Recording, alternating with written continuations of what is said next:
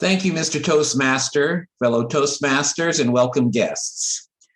I consider myself very fortunate that when I was taking French in high school, I got a once-in-a-lifetime opportunity to spend 3 weeks in France, the real France. And it was just an incredible adventure, not just only for the sights and the experiences, but because I learned 3 important life lessons, which I want to share with you today. Now, the first week of the trip was we were in Paris, and we saw the Eiffel Tower, Notre Dame, the Tuileries Gardens, so many beautiful places.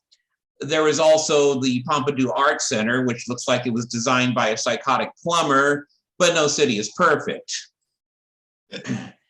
It was such a beautiful place in Paris, but being as I was a teenager, for me, actually the most beautiful, exquisitely beautiful thing was the girls who were on the trip with me. Now, there are actually 2 girls in particular that stand out most in my memory. One was extremely vivacious and outgoing and really gorgeous. Beautiful long brunette tresses and a peekaboo bang. The other girl was kind of shy and reserved and wore her hair in a bun. Of course, being a clueless teenager, I crushed on Glamour Puss, as my mom sardonically referred to her, and kind of ignored the shy girl, to my everlasting regret, because she really was a very sweet and generous girl, and she proved it on the tour bus as we were departing Paris. For she unexpectedly sat down next to me and put something in my hand, a croissant. Now, you might not think that's terribly interesting, but it was to me because I had talked about how much I loved those croissants at the Paris hotel. They were so rich and buttery, much better than anything we have here.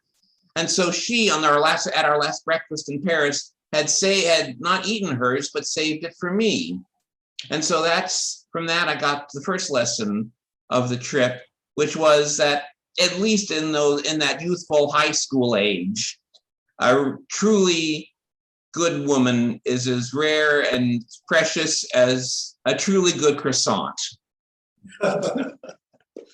Now, the next part of our trip, the next 2 weeks of the trip, we're exploring the rest of France, the Loire Valley, the French Riviera. Yes, I really do go topless on those beaches, and the French Alps. And we actually crossed over into the Swiss Alps and spent 2 days in this idyllic little village that's on the side of a cliff, isolated from everything else. It's called Murin, and it's hard to describe the place to you. It was so beautiful with the trees and wildflower-filled meadows and no cars. It was completely isolated from all the urban chaos and strife. And I don't know, there's something about that place that really has an effect on you. And it certainly did on my mom, because one evening at a frigid, but because it was very cold, I should tell you, it was very cold up there in spite of it being July. But so we were at a frigid, but otherwise very pleasant outdoor cafe with live accordion music. And all of a sudden, my mom unexpectedly jumped up and started dancing enthusiastically to the music. I was quite surprised. I mean, I knew my mom and dad had done folk dancing when they were young, but I had never actually seen my mom dance. And for almost as long as I can remember, she had assumed an air of, shall we say, moody gravitas. But now here she was. It was though after a long imprisonment, a joyful genie had been released from her bottle. Later, my mom admitted to me that actually she did it because her feet were so cold.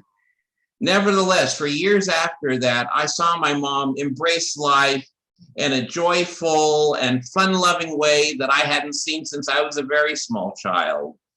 And from that episode, I learned the second lesson from the trip was that there's nothing to break through your long-standing inhibitions like having freezing feet in the Alps.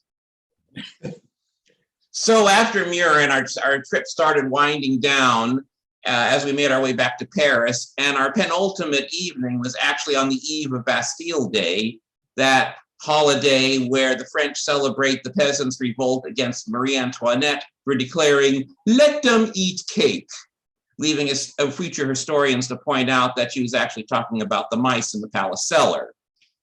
But in any case, because it was such an important holiday, my fellow high school students really wanted to take in a crucial bit of historical French heritage, the discotheque.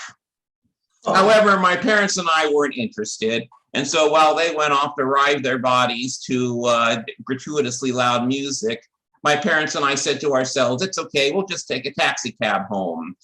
Ah, our sweet naivete. For the thing is that it was very late at night, and as we wandered the streets of Paris, we tried to flag down a cab, but they just zipped past us without taking any notice of us. We thought about taking the Paris Metro home, the underground subway, but we were kind of deterred when we heard the loud bangs of patriotic firecrackers booming up from the tunnels underneath us.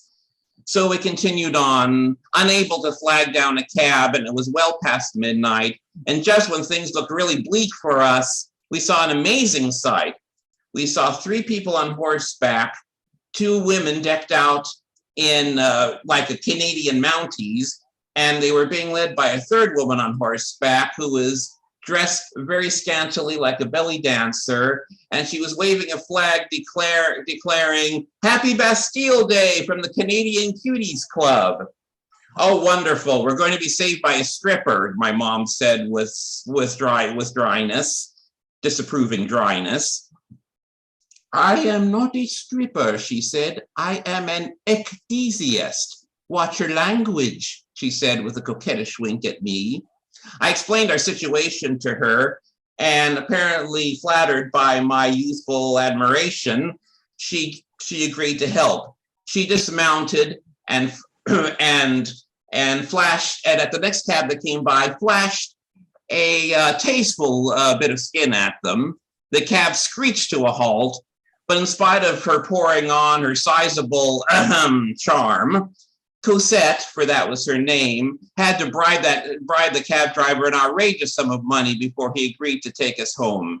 She took it in stride and wished us a good trip, but I was pretty disgusted at the cab driver's greed. For the same amount, he could have just driven us back to America. Yet, all the same, we finally found ourselves back at last, safe and sound in our hotel room. And that's when I learned the final lesson that I learned from that magical trip from so long ago. If you're stuck in a foreign city after midnight on its biggest, wildest holiday, just seek help from the nearest ecdysiast on horseback that you can find. Mr. Toastmaster.